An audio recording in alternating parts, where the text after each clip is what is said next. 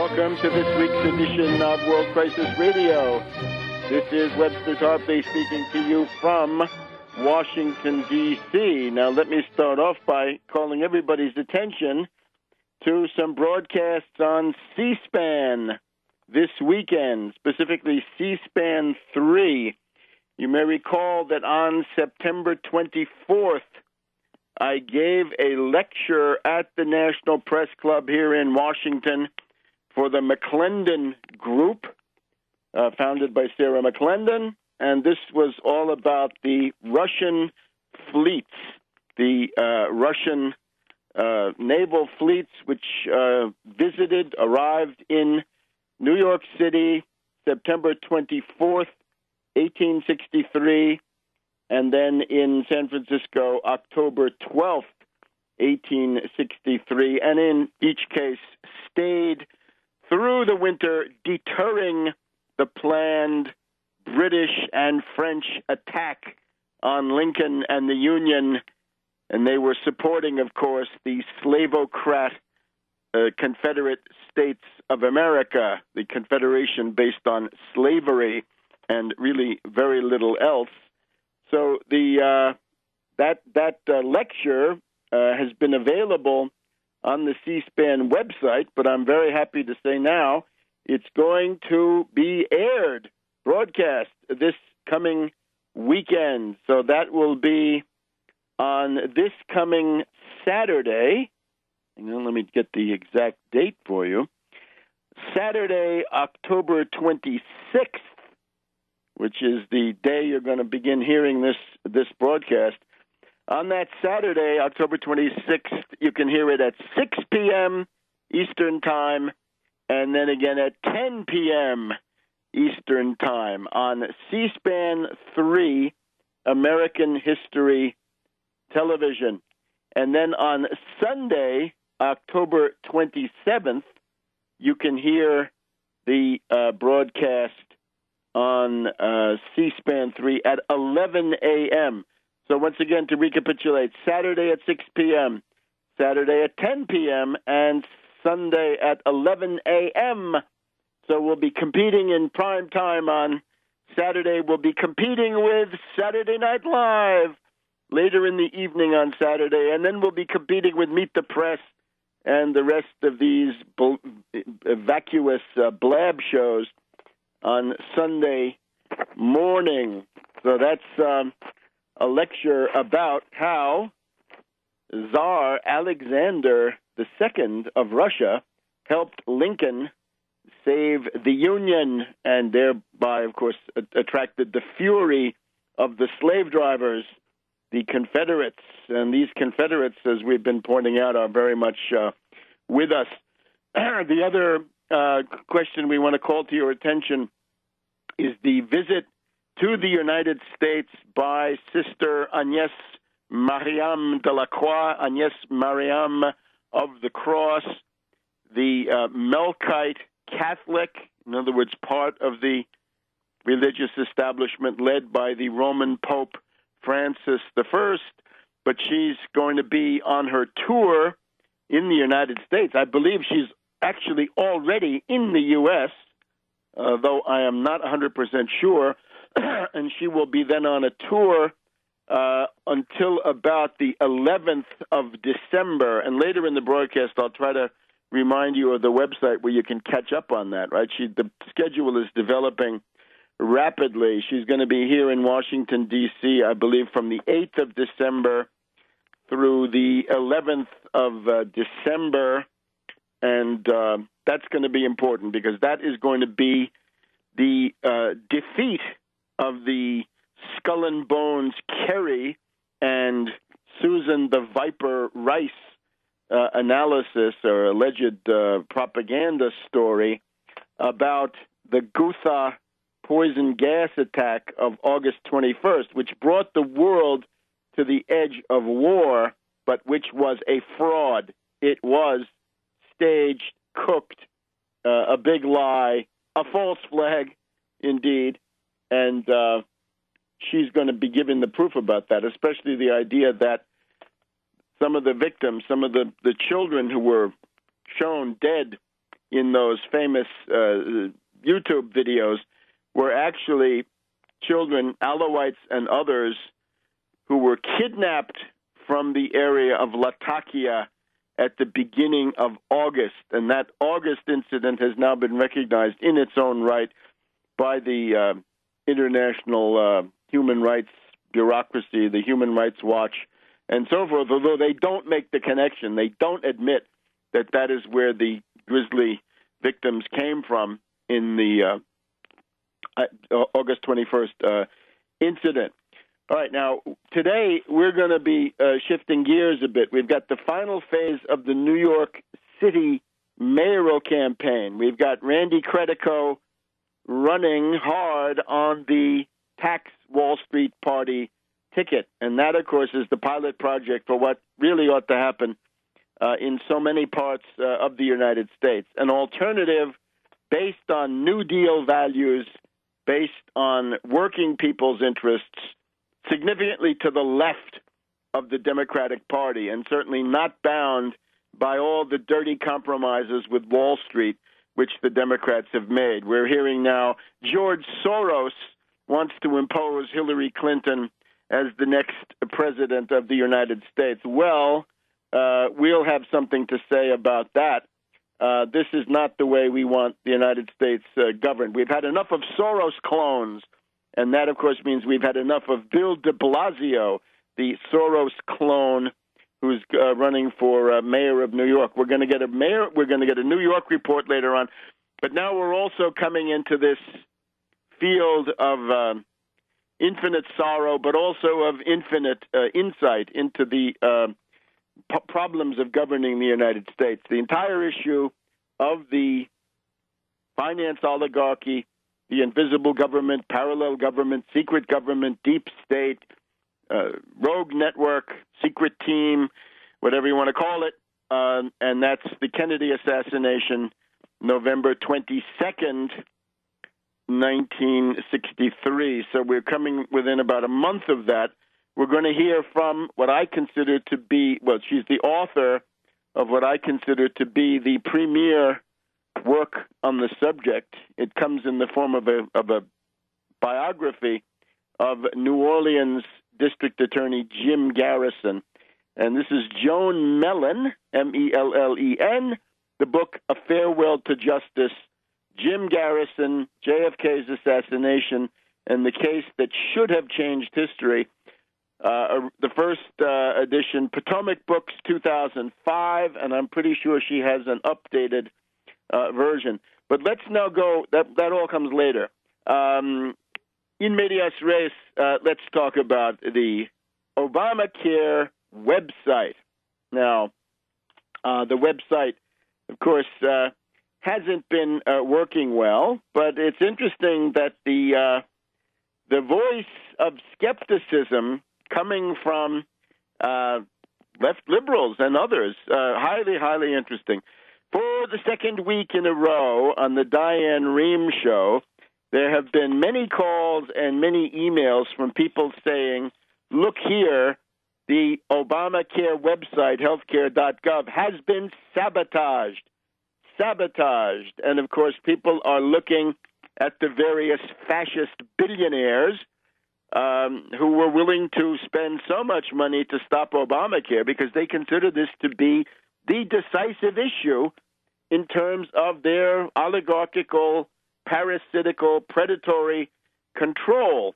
And we have, for example, the New York Times a month ago reported that the Koch brothers had spent $200 million to prepare the government shutdown to stop Obamacare. Well, $200 million for that. You can buy a lot of denial of service attack and sabotage for that. More in just a minute on World Crisis Radio. Welcome back to World Crisis Radio. Reminding you that you can see my lecture at the National Press Club this weekend on C-SPAN, that is to say October 26th to 27th. On the Saturday, you can see it at 6 p.m. Eastern and 10 p.m. Eastern after that. And then 11 a.m. the following morning, that is on the Sunday. So, and we're also calling your attention to the visit by Sister Agnes Mariam of the Cross from the Melkite monastery of Kara in Syria, who's going to attack the big lie spread by Skull and Bones Kerry and Susan the Viper Rice. Now, in terms of the sabotage, we've got to entertain. I think the obvious demand is the Senate should finally get their act together and call in some of these malefactors, the malefactors of great wealth. Isn't it amazing that the Koch brothers have never been called to testify for their political activities, which I'm sure would be easy to find ways in which they've come very close to the law, the campaign, financing, and so forth, and haul them in there and put them on the hot seat and see how they respond. In this case, as I said, they invested $200 million in the various groups to set up the government shutdown. Obviously, if you're willing to do that, you're willing to do a lot more. Let's go back to the state of Georgia. In September, we had the Georgia Insurance Commissioner. Here we go. Ralph Hudgens, Hudgens, Georgia's Insurance Commissioner. He told a group of Republicano reactionaries that he's solving the problem of Obamacare in Georgia by, quote, doing everything in our power to be an obstructionist. Ponder that. Everything in our power to be an obstructionist. Well, what's in their power? And, there's quite a bit in their power. I would haul that character in, put him on the hot seat in the Senate for hearings, and see what comes out of his yap when you squeeze him. Find ways to squeeze him. The two obvious pieces of intelligence that point in the direction of sabotage. Now, let me just say, by sabotage, you have two possibilities. Inside sabotage, an inside job. That is to say, these contractors, starting with CGI Federal, Socrata, and some others, Optum, I think, is another one, that there are networks in there who have carried out sabotage. That's the first possibility you'd want to entertain. The other one, then, of course, is the outside attack, the denial of service attack. The Republican governors generally refused to create their own state websites. This led to the massing of 36 states on the federal website, which obviously created one big target with possibilities for overload. This is already the prelude to obstructionism and indeed sabotage. But then let's see what happened. The New York Post of October 3rd points out that on October 2nd and 3rd, in the first week of the so-called rollout, the New York State Board of Health announced that there was suspicious, exorbitant traffic coming to the New York State Obamacare website.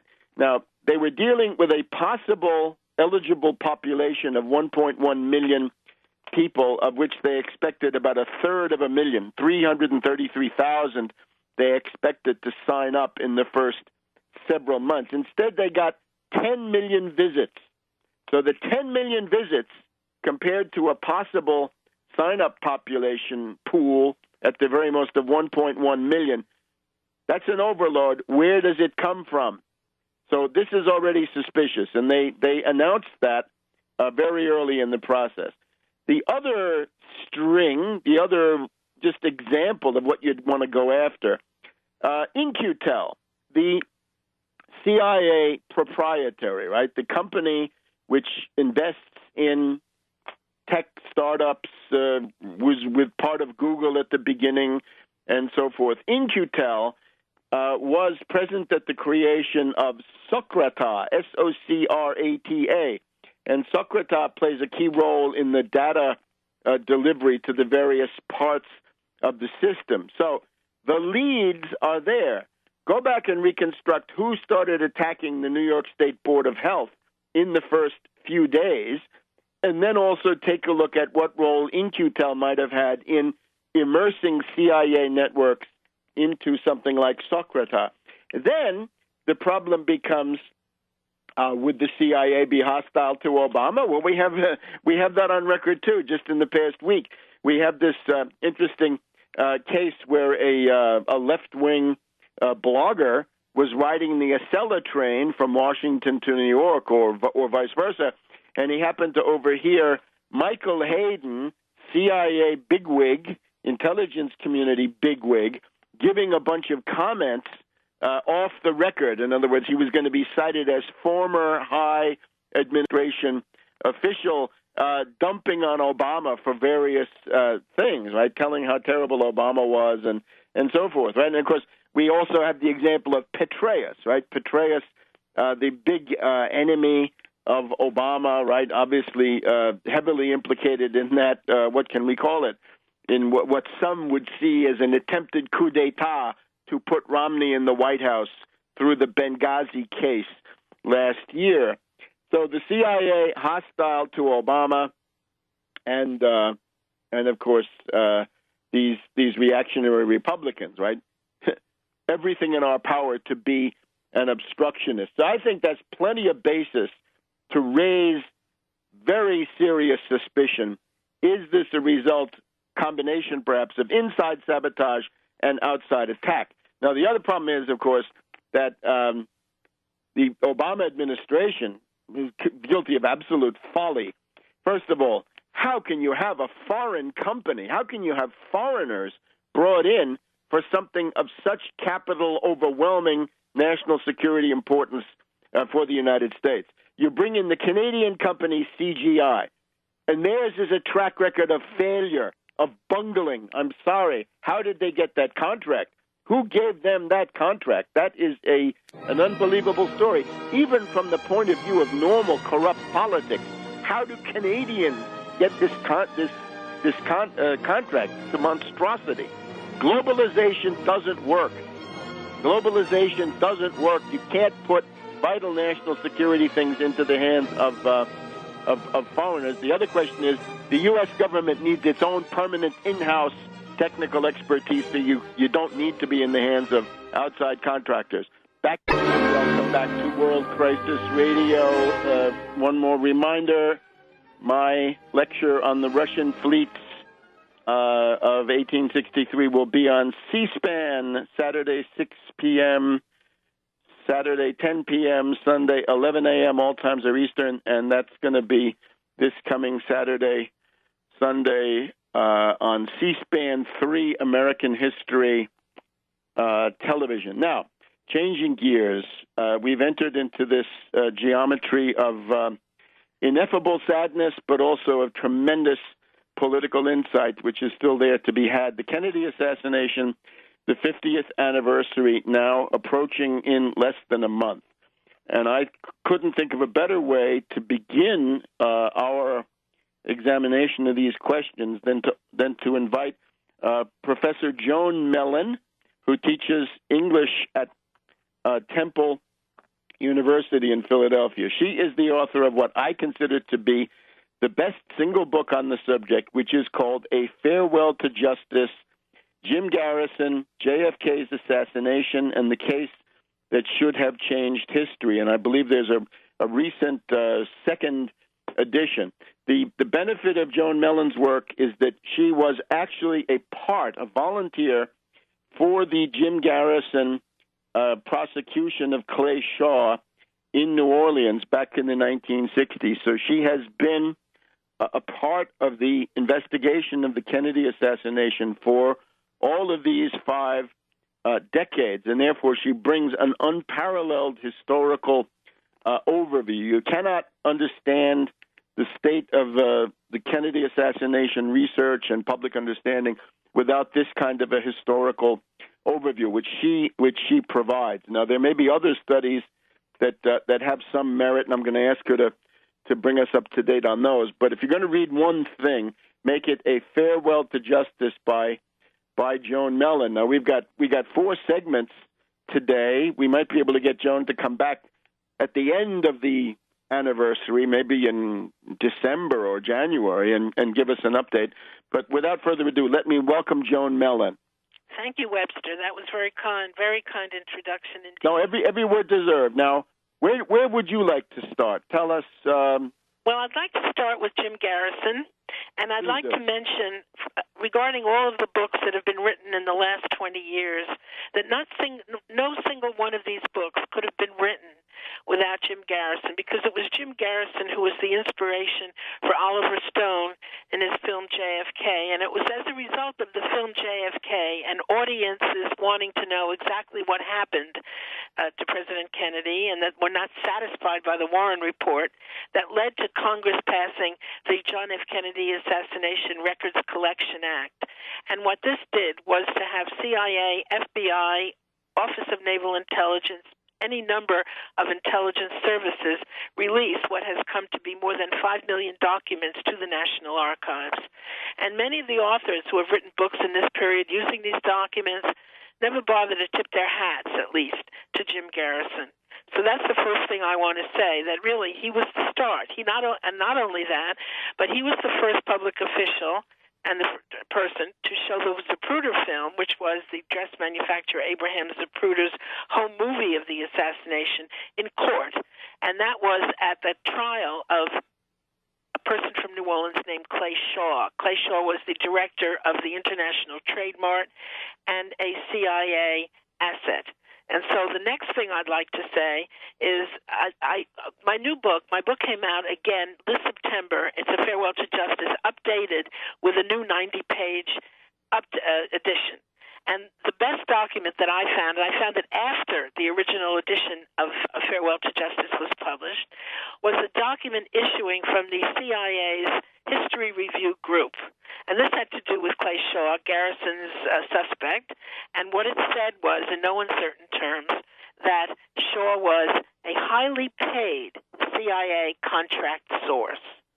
So all the people that have denied all these years that Shaw worked for CIA have been proven wrong. And I think one of the things we need to know is that the CIA's History Review Group did internal histories of CIA, not for the benefit of the public, not to be shown, but for internal use.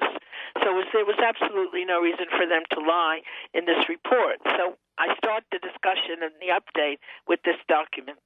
Now, just in passing, though, Oliver Stone, I found, has somewhat retreated from what he did in the JFK film. The JFK film, I think, has won him eternal fame and gratitude. But when we go to that more recent book, the Untold History of the United States with Kuznick, it's the entire conspiracy simply disappeared. All we know about Kennedy is that he had powerful enemies, and that's it. So a step backwards, I'm afraid, by him.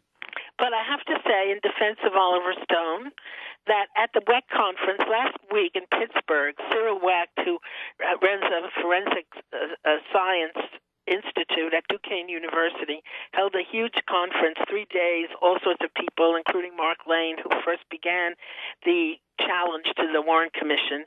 And Oliver Stone was there. And I was very pleased. I was there and I spoke, but I was very pleased that Oliver Stone reiterated his support of Jim Garrison. And that was so important because all those people, one after another, even Mark Lane, I have to say, who had gone to New Orleans and helped Jim Garrison, and nobody said the name Jim Garrison in the whole 3 days. And there are all sorts of people that were speaking, some kooks, some good, some respectable with scholarly credentials, others, I think, somewhat off the rails and with outlandish claims. Nobody said the word Jim Garrison. So I have to say that Oliver Stone stood by his subject, and again, I think there was just as much hostility toward the Jim Garrison as there had been 25 years ago. And among now you mentioned this Cyril Wecht conference. Could you give us a kind of a summary of what came out of that, the general state of research? And Well, what came out of it? Well, first of all, there was some very good talk, such as by Josiah Thompson, who wrote a book called 6 Seconds in Dallas, discussing the relationship between the acoustic evidence that has been found and the Zapruder film, and matching those, and really looking back over that evidence. There was also an interview with one of the doctors that I interviewed for A Farewell to Justice, named Robert McClelland, who had been at Parkland Hospital tending to President Kennedy, standing behind his head. And Dr. McClelland, both to me in 2005 and now, absolutely stands by that the back of President Kennedy's head was completely blown out, which indicates, of course, that he was shot from the front, and therefore not by Oswald and not from the Texas School Book Depository. So that, even though I knew it and all, it was good to hear Dr. McClelland saying those things again. And when Dr. McClelland went to the National Archives and looked at the x-rays and the autopsy photographs that are stored there, he found that the body had been altered, the head had been fixed up, the scalp, a piece of scalp had been pushed over the wound so that you couldn't see exactly what happened. You see definite government interference with covering up what happened to President Kennedy. So that was good. Mark Lane spoke, and that was always good because he's a historical figure in this story. And then there were people that I thought less of, let's put it that way. Webster, I have to say that my political understanding is that I am not a person who sees the Kennedys as saints. I'm saying that at the risk of the wrath of this group of people. But I see the evidence. To me, I didn't say this at the conference. It wasn't my subject. But I couldn't help but note the insistence that Robert Kennedy did not have anything to do with plots to assassinate Fidel Castro. Hang on one second, John. We've got a hard break. We'll be right back on World Crisis Radio. Welcome back to World Crisis Radio. Webster Tarpley here in Washington, D.C. We're talking with Joan Mellon, the author of what I regard as the premier study of the Kennedy assassination. Comes in the form of a biography of New Orleans District Attorney Jim Garrison, the only person to bring criminal charges and a trial against anybody in the Kennedy assassination, and, of course, a victim of the CIA discrediting committee or character assassination committee or whatever it is. Joan, just in terms of our listeners who may be fascinated by the Cyril Wecht conference, if they want to find that on the Internet, remember the title of this conference or some other way to track it? The title of the conference was Passing the Torch. Passing the Torch. And I don't think the transcript of the conference is on the Internet, but the Wecht Institute at Duquesne University in Pittsburgh will be selling for a relatively inexpensive price, I'm not sure what, DVDs of the conference. So anyone who wants to see the conference, you can see it on in a few weeks, I guess, on DVD. Now, you were talking about Robert Kennedy. Do you want to just finish that thought? I'll just finish that thought now, and I in a way, it's sort of peripheral to what we're doing because it doesn't after all, we have to look at what President Kennedy did that made him so angry to CIA. And what CIA became so angry about, it seems to me, was that President Kennedy refused to send ground forces to Vietnam. And I think there's not much doubt about that. If we read the other side's story, which is McGeorge Bundy's autobiography, completed by his assistant, I think it's called Lessons in Disaster, what we see is every single day at Kennedy's cabinet meetings, we find McGeorge Bundy, Robert McNamara, Dean Rusk, begging him to send troops to Vietnam, send 200, send this many, that many. And President Kennedy, without any support from anybody except his own brother, resisted and didn't do it. And I think there's no question that he started to decrease the powers of CIA. We have a very different situation with Obama today. He's just doing what they want. But in the days of President Kennedy, he started to decrease the powers of the Director of Central Intelligence, as it was then called. And President Kennedy wanted to create a Director of National Intelligence over CIA. That was another of his ideas. Ironically, the person who appointed a Director of National Intelligence was George W. Bush. And by then it was too late. The Director of National Intelligence, his name is James Clapper today, has no power whatsoever. CIA is running the show of all the intelligence services, and there are quite a few. So if I'm not mistaken, we do have General Douglas MacArthur coming in and telling Kennedy don't send ground forces. That's right, exactly, Webster, because General MacArthur went to there and he said, you can't win a ground war in Asia. It's not a question of somebody being a saint, the Prince of Peace. President Kennedy did not want to lose. And MacArthur, of course, had learned the hard way himself, and he told the truth. And, of course, what the CIA wanted to do was to have the ground war and have it last for a very long time, as indeed it did, a decade. And what happens there is that the defense contractors, in whose interest CIA serves. CIA does not serve in the interest of the American people, whatever they want to say about protecting us from communism, from terrorism, whatever it is. They wanted to provide what George Orwell discussed as a war of duration. The longer that we would stay in Vietnam, whether it's Afghanistan, the more money that these people make. And that was what it was about. It was about the profits of Halliburton, of Bechtel, of Bell Helicopter, and so forth. And President Kennedy certainly had no interest in that.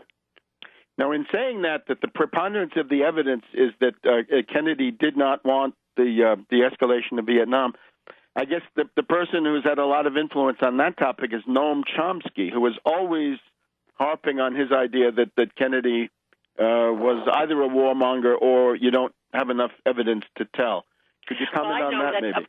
Noam Chomsky and the late Alexander Cockburn and Howard Zinn. I remember I was teaching at Temple. I taught Howard Zinn's book, The People's History of the United States, and there's nothing about the assassinations in this book. And I think that Chomsky and Zinn and all of them, they seem to think that Kennedy was just another capitalist politician. So what's all the fuss about his assassination? But it really isn't true. We have people like Arthur Kroc, the New York Times columnist, a month before the assassination, talking about how the CIA was a malignancy on the body politic of the United States. This was a real warfare within the United States government, and President Kennedy was on one side and CIA was on the other, and there's no question about that. Kennedy was not exactly like all the other politicians, and furthermore, we should be concerned if a president, no matter who it is shot down in the streets of the United States like this. Absolutely. Because we need to protect not so much the individual, of course we do, but also our society, our democracy, what this country means. Because with the death of President Kennedy, we also have the death of many of our civil liberties. These seem to come together. And foreign wars, wars of preemptive wars, permanent war. Certainly Kennedy wasn't in favor of that. I don't think so. He had no need. He was a rich man's son. And fortifying the corporations wasn't in his mind. I don't think so. Now let's try to dig into your book as much as we can in our limited time. And of course, people should obviously go and buy it. A Farewell to Justice by Joan Mellon. I want to talk about one aspect of my book. Two things. In the update, you will find the discussion of the debriefing of Lee Harvey Oswald. And I didn't have that in the original book because I didn't have that research. But subsequently, I did discover that before the Church Committee, James Angleton, who was the head of the counterintelligence of CIA, no, we didn't debrief him. No, that would have been the military anyway. And what I found out was not that at all. But in fact, Oswald was debriefed by CIA in June of 1962 by the Soviet Russia division of it's a big component of the clandestine services. And that I think is really worth the price.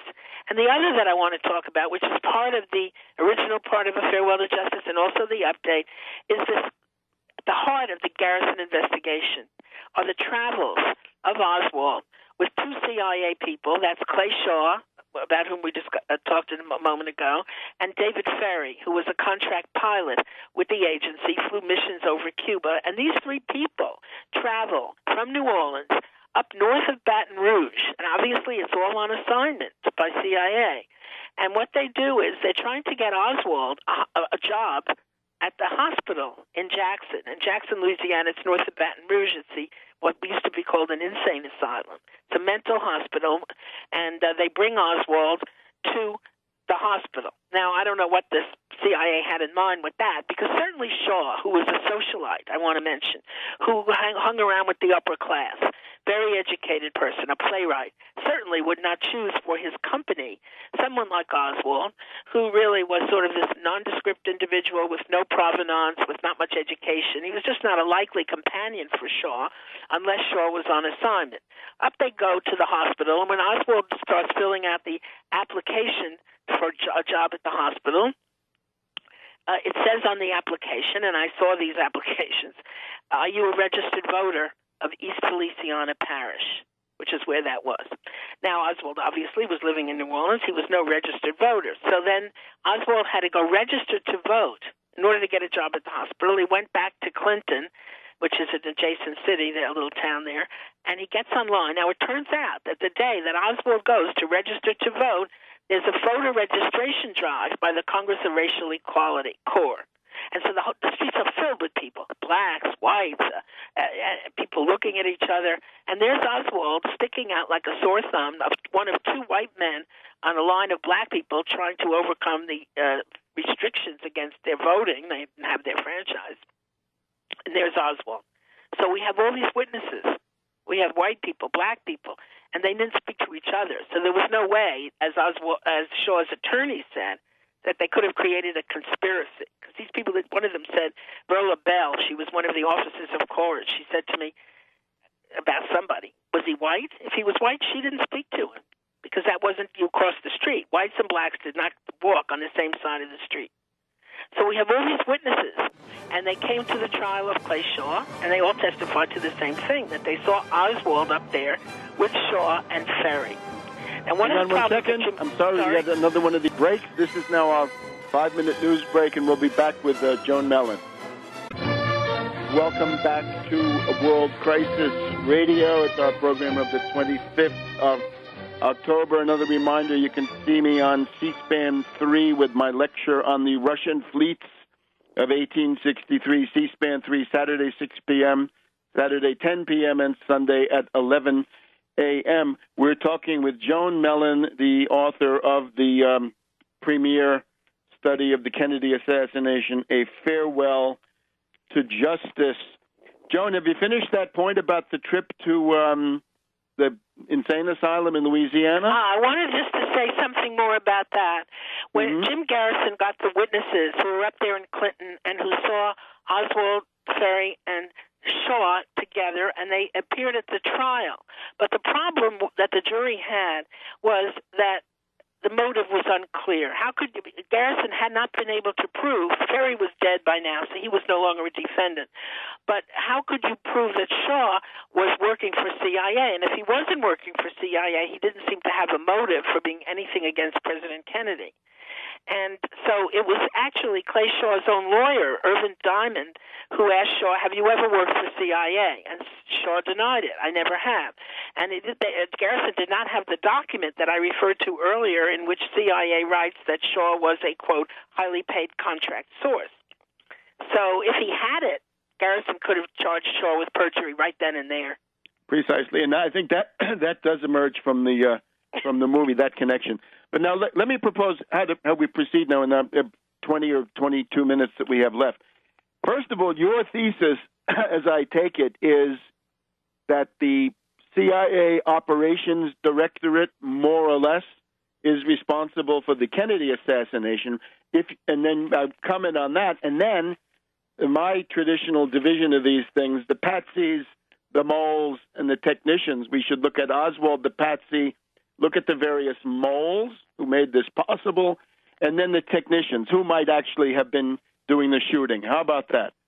That's good, Webster. I was just looking at my own book, reading my own book, and I saw a reference to a figure named Lawrence Howard, who to whom was delivered documents, diagrams of Dealey Plaza by another patsy, a patsy in waiting. Should Oswald not have worked? There were other patsies on the scene, and his name was Thomas Edward Beckham. And he traveled to Dallas a week before the assassination and gave these documents to Lawrence Howard, who is really one of what we call a soldier of fortune or mercenaries involved in anti-Castro activities and also seems to be involved in the Kennedy assassination. So I think this is very important. Not only are there multiple Oswalds, there are multiple Oswalds, but there are also spare assassins, spare lone assassins. That's right. And I know certainly Lawrence Howard was one. And in fact, one of the other soldiers of fortune, his name was Gerald Patrick Hemming, said to me, this is just in passing, that Howard was the best sniper. He was, he got many, many prizes for being a sniper. So he's a likely person that was on that scene. And as far as Oswald was set up as a patsy in New Orleans and in Louisiana, up there at Clinton and Jackson, by Shaw and Ferry. And so we can, when Oswald was arrested and he said, I'm a patsy, he really was a patsy. And when Thomas Edward Beckham, I went to Louisville to interview him, and he told me about how he was set up also in the event that he was needed. He was terrified. And only later, and this is only in the update, not in the original version of the book, I find out from a friend, a person who had represented Beckham, whose name was Judge Charles McKnight, now retired from the Alabama bench, that Beckham had told him that he, in fact, this is something he held back from me, that in fact he was in Dealey Plaza on November 22nd, 1963. He was there, and he had seen Oswald on that trip. Now, when Charles McKnight wanted to see Beckham again, this is fairly recently, within the last year, and I had his number, McKnight calls, and Beckham replied to this person whom he knew, I don't know, I never heard of the guy. You have the wrong number. And this is the exact reaction that Beckham gave when Oliver Stone's people called him. They knew that, and wanted him to participate in the film, JFK. I never heard of the man. I never heard of the guy. So Beckham, terrified, has really stopped talking. He liked Charlie McKnight. McKnight won after McKnight had represented him when McKnight was a lawyer in some fraud case involving a country and western show. And they got to be friendly, and then Beckham disappeared. And McKnight asked the FBI, the local FBI, to track him down, and the FBI came back and said he doesn't exist. A week later, Beckham sent McKnight a gift of a chess set. So this is what's going on here. He's terrified. Anybody who's survived after having been involved in any way in the Kennedy assassination is in danger for the rest of their lives. I don't believe now, in June, we have 1 million documents released in June, and among these, Oswald's mother repeating that her son was a U.S. agent, a CIA agent. How about the status of Oswald as a multiple agency U.S. spy? Oh, good question, Webster. What I found in Oswald in New Orleans alone, and Oswald was in New Orleans from April to September of 1963, that Oswald was a low-level CIA. He was also an FBI, and in fact, I talked to his handler. I have to tell this story if I can. His handler was named Warren DeBruys, and I had found from another Cuban named Carlos Brinier, who got into a scuffle in the street on Canal Street with Oswald, that DeBruys had been at Carlos Brinier's store. He had a clothing store a few days before, and he said, I can infiltrate you anytime. Very arrogant in his younger days, brilliant man. And then 2 or 3 days later, Oswald appears at the door. And when Oswald was arrested on Canal Street, oh, by the way, so I asked Mr. DeBruys, I said, didn't you send Oswald to Carlos Brinier's store? And DeBruys, who when I interviewed him was around the year 2000 or so, he had already been deposed by all kinds of government bodies in Washington. He always told the same story. So what DeBruys said to me in answer to that question, did you send Oswald, was, that's far-fetched. I thought that was very amusing because he didn't lie to me directly. He didn't deny it. He just, obviously could not go back against all his earlier testimony. And when the book came out originally, I called Mr. DeBruys just before publication, and I said, or before it went to press, do you have anything more to say to me? And Mr. DeBruys said, a person wouldn't be very intelligent if after all these years he didn't change his mind. Now, that's not evidence, but it's certainly something. He did that as a wink to me, I think. So there's Oswald then. He's part of CIA. He's part of FBI. And I also found, I was the first one to report this, if I may say that. He also worked with U.S. Customs. And the customs officers, one of them from the INS, at that time was called Immigration and Naturalization Service, told the church committee, which had deposed people in 1975 or so. Wendell Roche was his name, and he said, I've been waiting 12 years for someone to come and talk to me about this. So he knew Oswald well. And another person who knew Oswald's connection with customs was a bar owner named Orestes Pena, who ran a bar called the Cabana Coupon, I can't remember the name, but right there. And he saw Oswald every day with customs officers.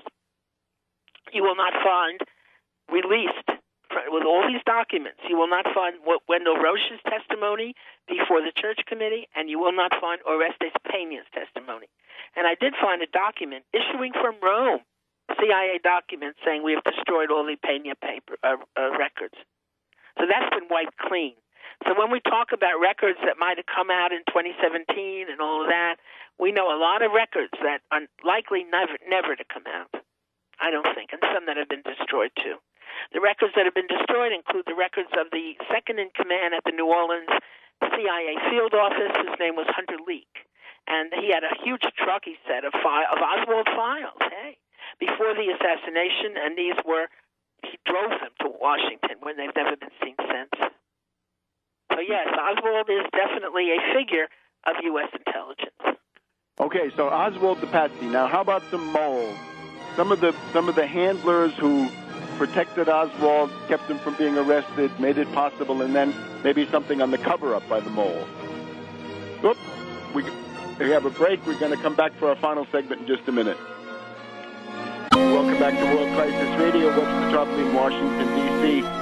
So, Joan, something about the moles, and then we're going to have to run on to do something about the technicians, but just a quick sample of each. Okay, a quick sample of the moles would be the 9 people who were from all kinds of areas of life, mostly intelligence, who infiltrated Jim Garrison's office, destroyed his records, undermined him in every way they could, undermined witnesses in an attempt to prevent him from having a credible trial against Clay Shaw. What Garrison used the image of from Ernest Hemingway of the old man in the sea. By the time the old man gets the fish back, we just have a skeleton and all the flesh has been eaten off. And that's really what happened. His witnesses were destroyed. They were killed. They were beaten up. They ran away. Every which thing happened. Regarding the technicians, I'm not sure. What Jim Garrison always thought, Webster, was we have to focus not on who actually did the shooting, because, I mean, every day, now that the 50th anniversary is here, everybody trying to get some publicity for themselves decides to come up with some name. And these names have been bandied about for 50 years, but no matter, people keep presenting themselves as discovering something new. They're discovering the Warren Report. They did anything to discover something new to get their name in the paper. So we have to be very skeptical, really, about that. Garrison always said we have to learn who plotted this crime. Who is behind it? And there, I'd like to throw out a name. I'm not original with this. One of the people who brought this up was Gaten Fonzie, whom I mentioned earlier, and that's David Atlee Phillips, who was very high up in the clandestine services, who hated President Kennedy, and one of his associates told me that, and probably was very well known for having overthrown President Arbenz in Guatemala in 1954. This was his specialty, executive action, and certainly knew and had something to do with the murder of President Kennedy. Phillips. And so there we are with the CIA operations directorate or plans or whatever they call it. Yeah, the person in charge of the clandestine services was Deputy Director for Plans. But Phillips was not that, but he was pretty close. And he ran at a certain point, he was in charge of the entire Western Hemisphere operations. So he's pretty high up. And he's right under Richard Helms, who during the time of the Kennedy assassination was deputy himself. It's the name of the clandestine services and also the name of an individual. They use the same term, Deputy Director for Plans. Now, of course, they've done away with that designation. CIA always changes its names, changes the cryptonyms, constantly keeping everyone guessing, keeping their operations secret, and being accountable to nobody. All right. Now, just looking ahead a little bit, are there any other conferences upcoming that people might be able to go to, or maybe where they can see you? Thank you for mentioning that. Conferences that are coming up. On November 2nd, which is a Saturday, there's an all-day conference at Rider University, which is in New Jersey, in Lawrenceville, and it's devoted to JFK and Oliver Stone. And Oliver Stone will be there, and I'm sure issues of the Kennedy assassination will be discussed. That's one day. Then, in November 21st to 24th, there's a conference in Dallas, of course, at the Adolphus Hotel. The name of the organization that's running that is JFK Lancer, which is a well-known organization on the subject. At the same time in Dallas, there's also a conference called of the Coalition for Political, it's called COPA, C-O-P-A. And that is also being held at the Hotel Lawrence. And I'm speaking at both. I can't recall what COPA stands for at this moment, but if you just press COPA on Google, you'll find it. And it's run by an individual named John Judge. So that's another option, maybe more political, and it includes discussion of other assassinations such as Malcolm X and Martin Luther King Jr. So those are the three big ones that I know that are coming up, especially in Dallas. Well, Dallas is the place, isn't it? The actual ceremonies at Dealey Plaza are run by the mayor of Dallas this year. Nobody who believes in a conspiracy need apply. And the keynote speaker there is David McCullough, who has nothing to do with these subjects. But, you know, the city of Dallas wants to cover up the horror of what happened. Now, concerning other research, in other words, after people have read your book, A Farewell to Justice, right, including now it's got to be the new edition with the extra 90 pages added, are there any other studies of merit that might get some kind of honorable mention from us here? Well, of course, I like a lot of the books. I didn't reinvent the wheel. You know, I'm basing all books up. By the way, my publisher for the new edition is Skyhorse Publishing. And I have a website. I'll mention my website, www.joanmellon.com. And I'll also mention that my speech at the WEC conference, I just put it up there on my website, on the homepage, first item. So anyone who wants to read it, it's right up there, easy to access. Regarding other books, I want to mention Gaten Fonzie's book. It's reissue now this fall called The Last Investigation, which is really, Gaten Fonzie was the chief investigator for the House Select Committee of the 1970s. And he really was on the ground, especially in Miami, and he knew what was going on. So he's dead now, unfortunately, died of Parkinson's, but he did a wonderful job. So I certainly give my approval to Gaten Fonzie. And those are the only two. Then we should always look at Mark Lane's original book, which is called Rush to Judgment, and was published in 1966. But amazingly, he interviewed many of the witnesses in Dealey Plaza, and it's definitely worth going back and looking at some of the history of this period. Okay. No, we haven't been able to even scratch the surface in terms of why the deeper policy reasons, and there were multiple ones. What I wanted to propose was, since we've got these three coming up, right? We've got the Rider University Conference. We've got Dallas. It's spelled Rider, R-I-D-E-R. Right, Rider in Lawrenceville. And then we've got the two events in Dallas. Could we maybe get you back after that to report on what the status of this research is? What went on? Right. I would be delighted, Webster. I'd love to come on. And just in general, where is all this going at the present time? That's a big question, because what's been going on, I didn't mention this because I wanted to mention the positive, but what's been going on in the last decade have been book after book insisting that Lyndon Johnson, and Lyndon Johnson alone, was responsible for the Kennedy assassination. Lyndon Johnson with his lawyer, Lyndon Johnson with his right-hand man, his name was Cliff Carter, and there was no intelligence involvement. And we can see that just as years passed, there was many books written how the mafia did the Kennedy assassination. Now we have Lyndon Johnson. And this been really, in fact, new one just came to my house yesterday by Roger Stone, who had worked for Richard Nixon. And is saying also Nixon and Johnson had a conversation, and Nixon said something like, I couldn't kill him, and Johnson, the implication is he could. And so we have all those books that have to be dealt with, and CIA, from the day that Garrison began, issued a document, April 4th, 1967, how to deal with critics of the Warren Commission. Garrison, of course, in 1967, that was his time. He was the chief critic. And so CIA writes this long document, page after page, of how to do that. One way to do it is to accuse the people of being dupes of the Soviet Union in those days, KGB.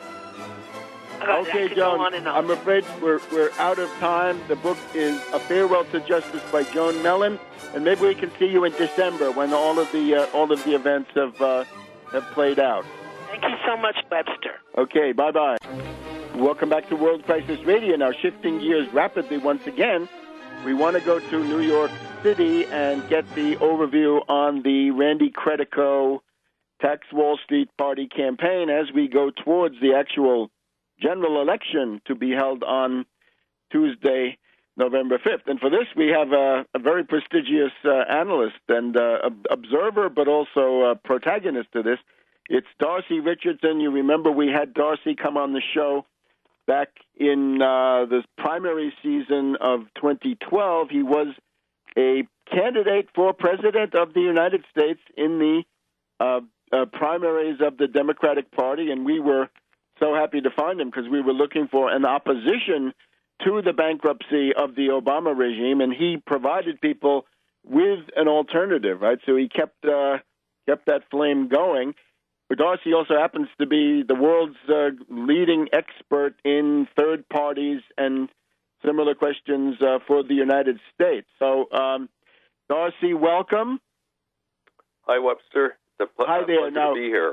We've just seen De Blasio strutting and posturing that he's not a racist, and that Joe Lota, who's got some kind of an ad about rioting, he's got the old films of the Crown Heights riots of 20 years ago and has dusted that off. So the Soros candidate, friend De Blasio, trying to burnish his credentials. So what's the reality up there in the Big Apple? Okay, well, it does appear that some of the bloom is starting to wilt on De Blasio. However, he's maintaining a 40% plus lead in the polls against Mr. Lota.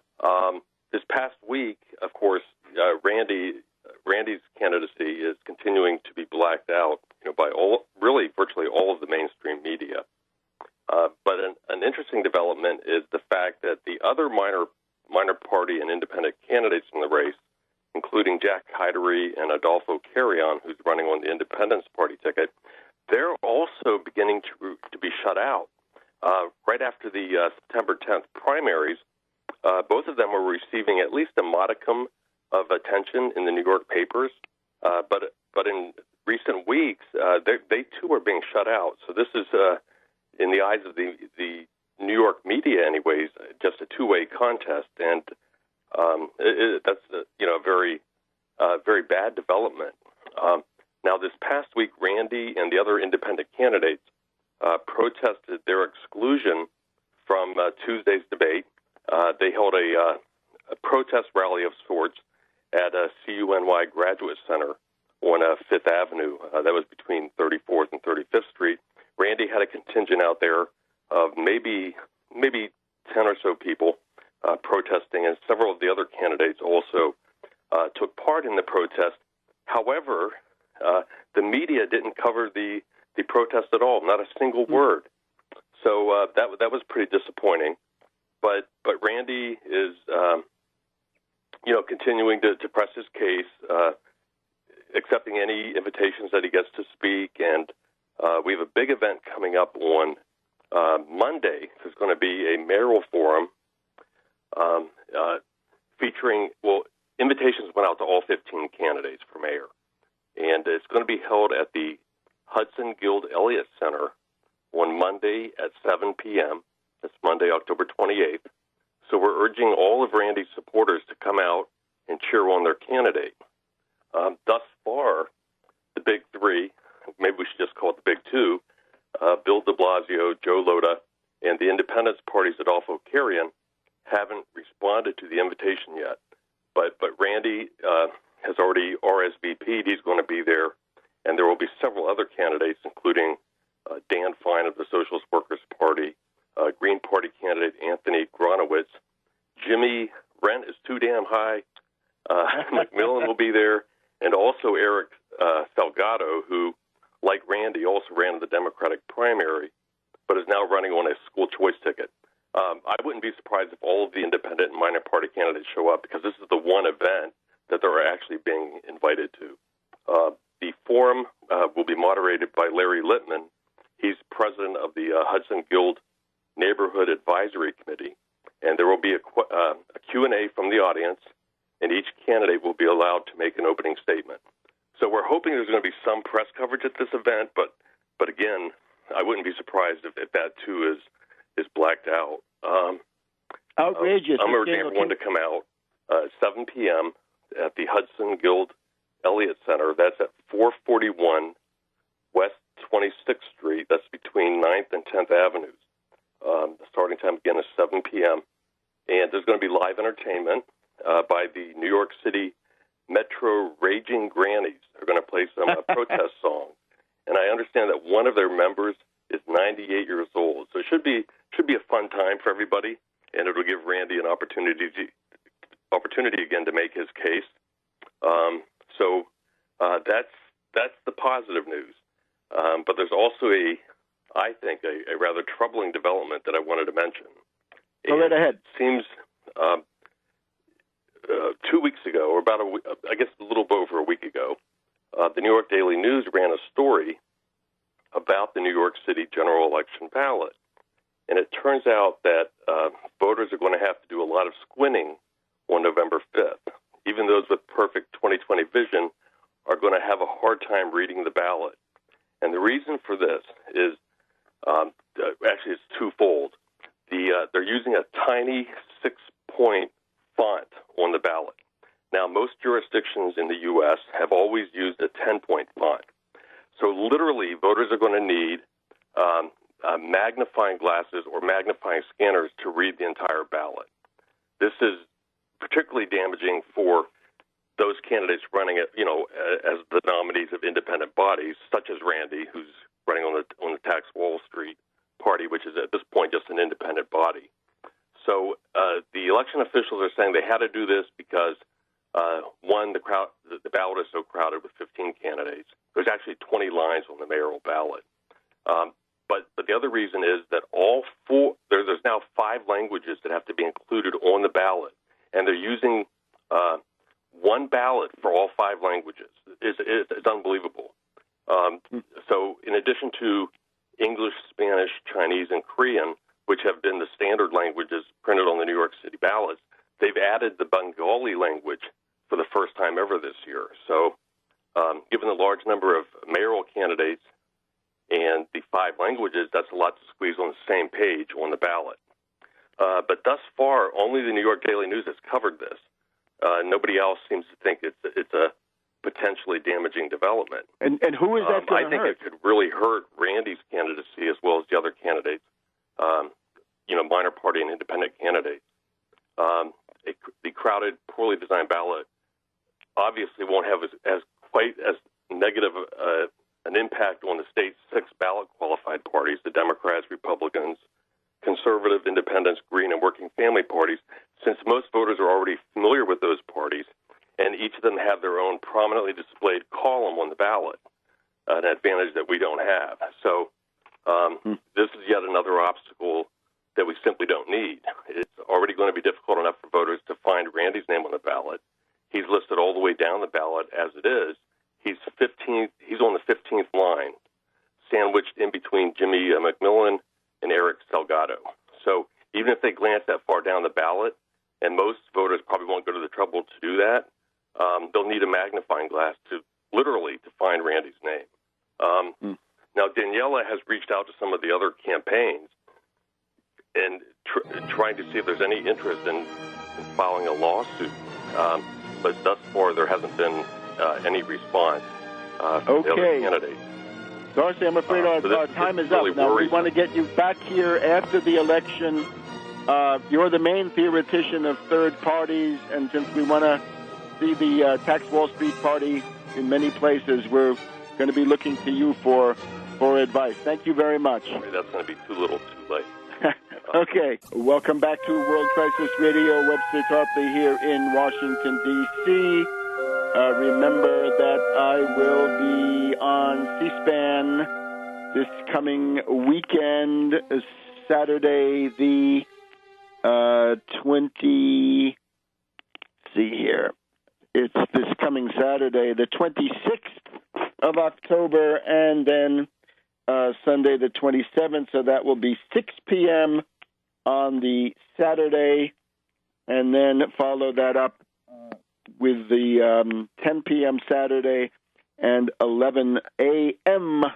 on Sunday morning. Now, we got to rush now to get a few important points left over. So what we're saying is the Senate needs to convene hearings on the possible inside-outside sabotage of Obamacare. This, if only because, as we hear from these calls and emails to the Diana Rehm show on National Pentagon Radio, there is a very widespread idea that this is sabotage.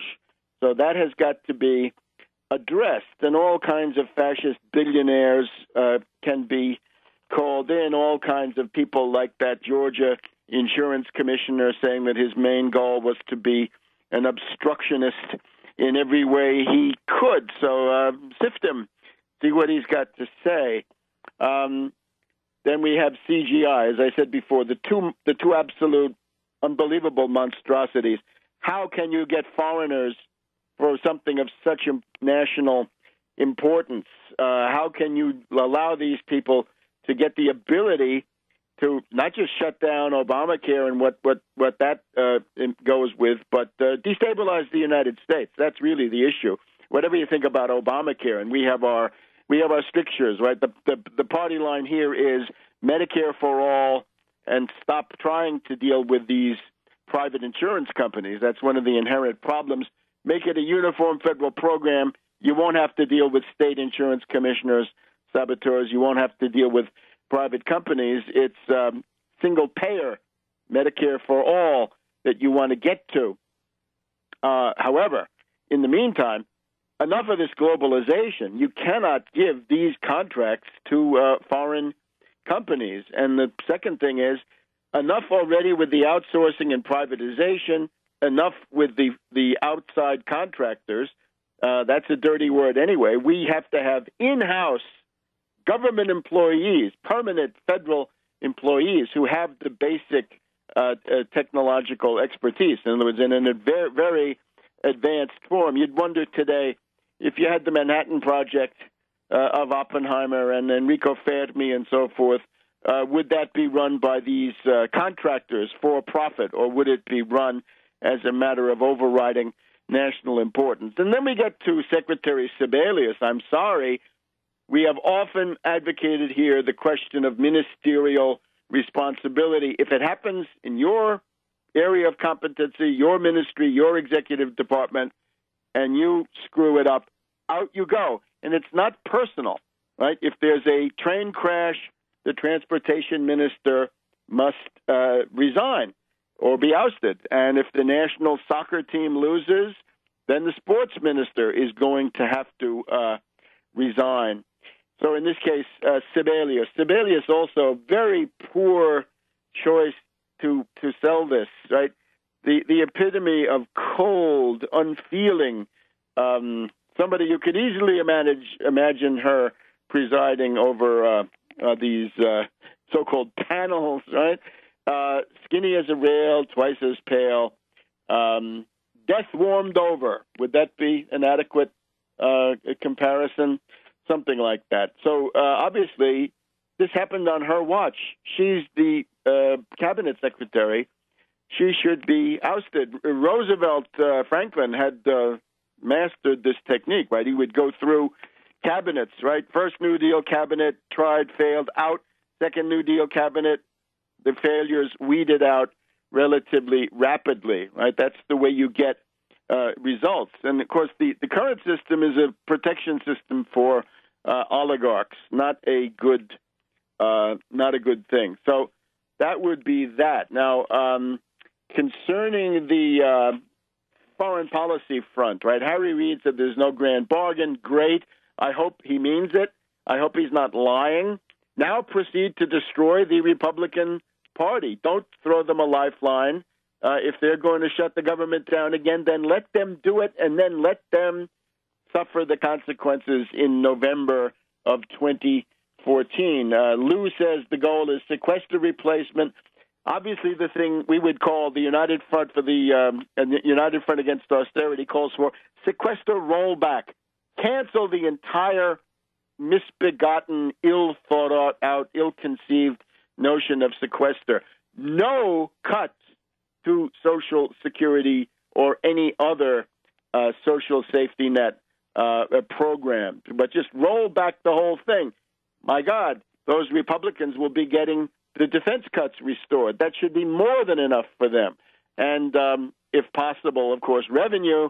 Revenue for us means the Wall Street sales tax. At least start pushing for that. Get that into the discussion and ask people to contemplate why Wall Street should pay no taxes. Why should they be immune to taxation? And then we have the foreign policy issue. Saudi Arabia not happy. The United States is not supporting those Saudi-backed terrorists enough.